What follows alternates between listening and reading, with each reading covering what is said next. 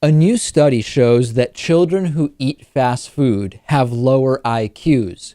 Causation, correlation. That's really the question I have. This is a study that was conducted at the University of London, and it reports that children who consume more fast food in their adulthood have lower IQs than those who eat regularly fresh cooked meals. 4,000 Scottish children aged 3 to 5 were examined to compare the intelligence dampening effects of fast food consumption versus, quote, from scratch meals.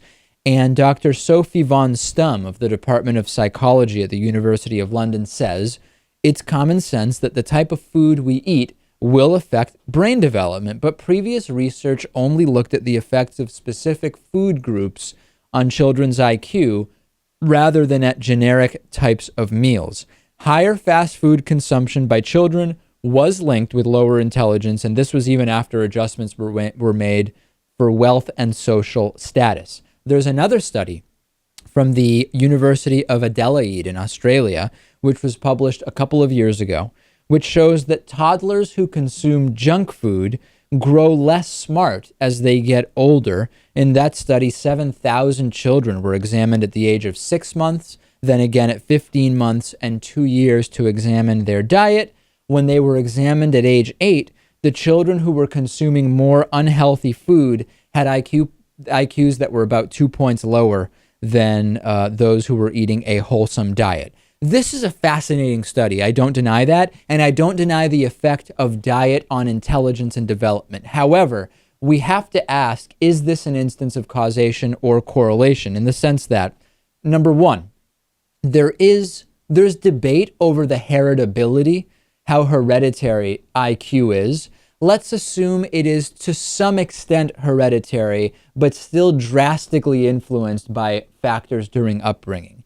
If we assume that there is a slight tendency for the parents of the children who have the more fast food, the heavy fast food diets, to have slightly lower IQs already, we know that lower IQ in adulthood is linked, as is socioeconomic status, to higher consumption of fast food. So it stands to reason that the children who have more fast food are ending up with lower IQs, not necessarily as a result of eating fast food, but because at least the heritability aspect of it is related to their parents' lower IQs. Is this possible, Lewis? I think we have to ask this question.